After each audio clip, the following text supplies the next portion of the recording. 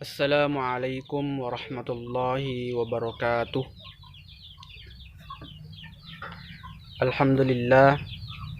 Alhamdulillahilladzi ja'ala Ramadan syahran mubarakan. Asyhadu an la ilaha illallah wahdahu la syarikalah wa asyhadu anna Muhammadan abduhu wa rasuluh. Allahumma salli ala sayyidina Muhammad wa ala alihi wa sahbihi ajma'in, amma ba'd. Alhamdulillah, puja dan puji syukur kehadirat Allah Subhanahu wa taala atas limpahan rahmat, nikmat, hidayah serta inayahnya yang senantiasa diberikan kepada kita semua. Salawat dan salam kita kirimkan kepada junjungan kita Nabiullah Muhammad sallallahu alaihi wasallam. Allahumma salli ala sayyidina Muhammad wa ala alihi wa sahbihi ajma'in. Yang saya hormati, yang mulia Bapak Dr. Muhammad Ilham Usman, MPhil, selaku dosen pengampu mata kuliah ilmu tasawuf, serta segenap teman-teman sekalian yang kami muliakan. Perkenalkan, kami dari kelompok 3. Saya sendiri Sumadi bersama dengan Mauliana.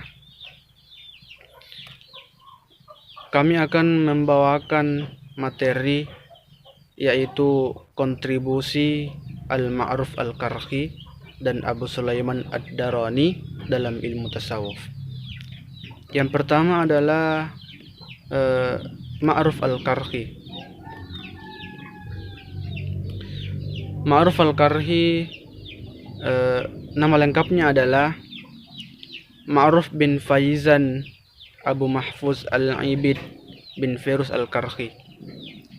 Meski beliau lama menetap di Baghdad, Irak, tetapi sesungguhnya beliau berasal dari Persia, Iran. Hidup di zaman kejayaan Khalifah Harun Ar-Rasyid dinasti Abbasiyah. Namun para ahli sejarah tidak ada yang mengetahui tanggal dan tahun berapa beliau dilahirkan. Beliau adalah seorang sufi yang dikenal dengan Al-Karhi, sebuah nama yang dinisbatkan kepada nama tempat kelahirannya. Beliau dibesarkan di Baghdad, dan di kota itu pula beliau menimba berbagai macam ilmu kepada para ulama dan memperdalam ilmu tasawuf kepada para sufi terkenal. Dari pergaulan dengan para sufi itulah membawa beliau menjadi seorang zahid.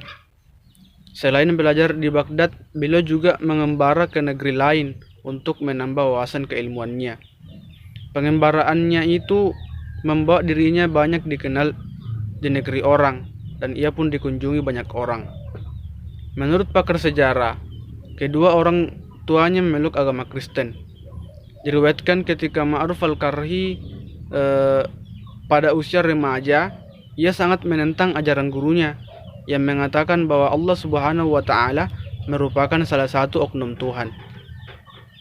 Ma'ruf Al-Karhi menentang pendapat ini. Katanya Tuhan hanya satu. Karena pendapat ini yang berbeda dengan pendapat gurunya, ia kemudian dipukul oleh gurunya dan beliau melarikan diri dan bersembunyi. Karena kedua orang tuanya telah kehilangan anak yang dicintainya dan mengharap kepulangan anaknya, dan orang tuanya berjanji kalau anaknya mau pulang, agama apa saja yang dianut oleh anaknya akan dianut juga oleh kedua orang tuanya. Kemudian Ma'ruf Al-Karhi mempelajari agama Islam melalui sejumlah ulama di Baghdad, yang diantaranya adalah Daud At-Ta'i, Bakar bin Humais, dan Farqat As-Sabuki. Karena ketekunannya dan ketabahannya dalam menuntut ilmu pengetahuan dan khususnya ilmu tasawuf, ia berhasil menjadi sufi yang terkemuka di Baghdad. Ia membuka halaqah sufi, dan di antara murid-muridnya yang terkenal di kemudian hari adalah Sarri As-Sakati.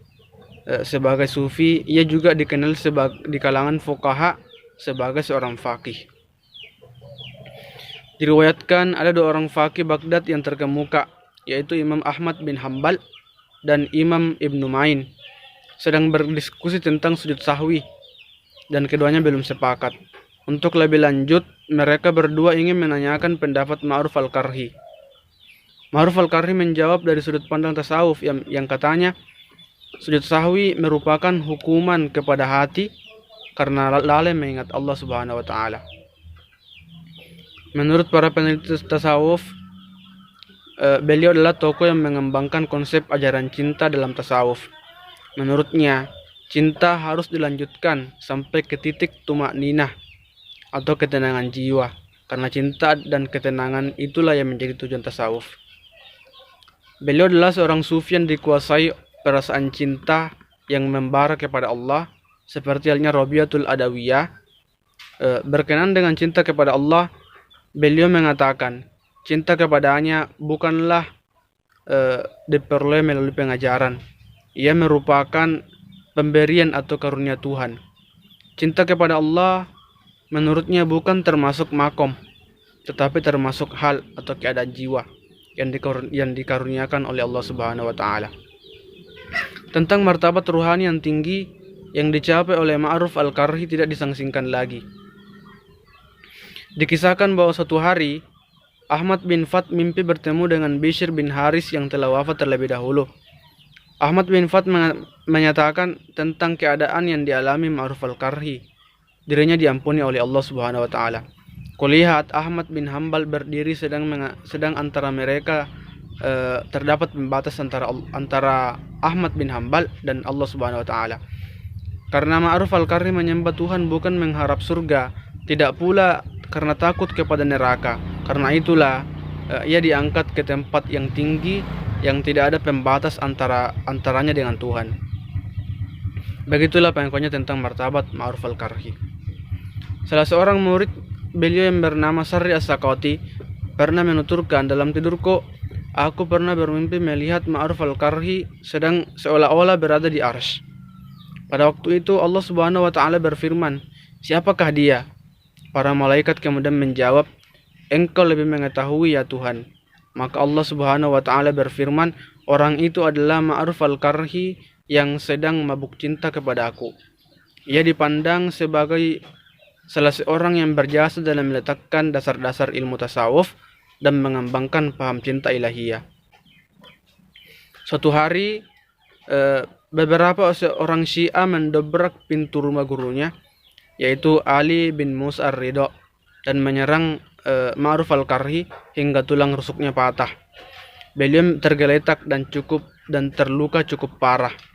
Melihat itu, muridnya Sarri As-Sakoti berujar, "Sampaikan wasiatmu yang terakhir." Maka beliau pun berwasiat, "Apabila aku mati, lepaskanlah pakaianku dan sederhanakanlah. Aku ingin meninggalkan dunia ini dalam keadaan seperti ketika dilahirkan dari rahim ibuku." Ketika beliau wafat, banyak orang dari berbagai kalangan datang bertakziah, baik dari kalangan Islam, Nasrani maupun Yahudi. Dan ketika jenazahnya akan diangkat, para sahabatnya membaca wasiatnya. "Jika ada kaum yang dapat mengangkat peti matiku, aku adalah salah satu dari golongan mereka."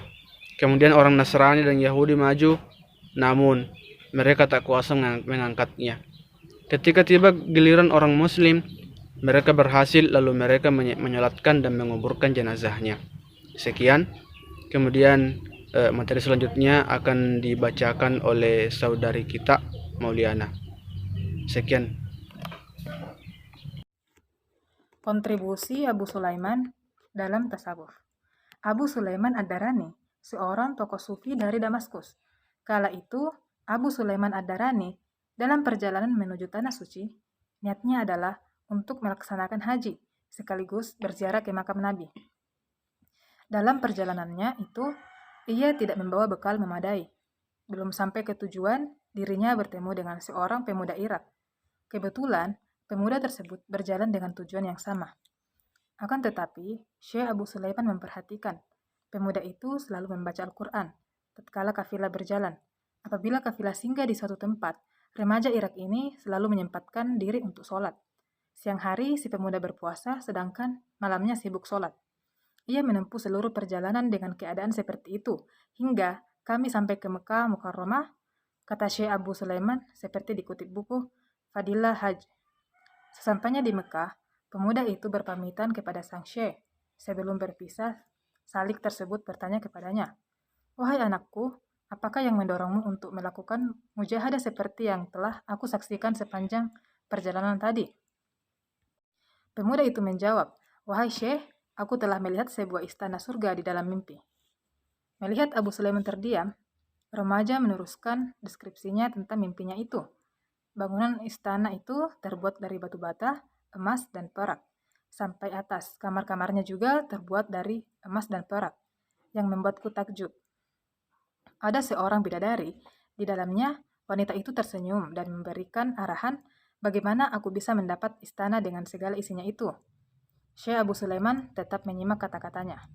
Salah seorang dari bidadari-bidadari itu melihatku sambil tersenyum, sehingga giginya kelihatan dan surga menjadi terang benderang oleh cahaya giginya itu. Katanya, "Wahai pemuda, bermujahadalah untuk Allah, supaya engkau menjadi milikku, dan aku menjadi milikmu," ucap dia. Maka usai bermimpi itu, pemuda tersebut menguatkan tekadnya untuk selalu berusaha sungguh-sungguh dalam ibadah dan ketakwaan. Sekian, wassalamualaikum warahmatullahi wabarakatuh.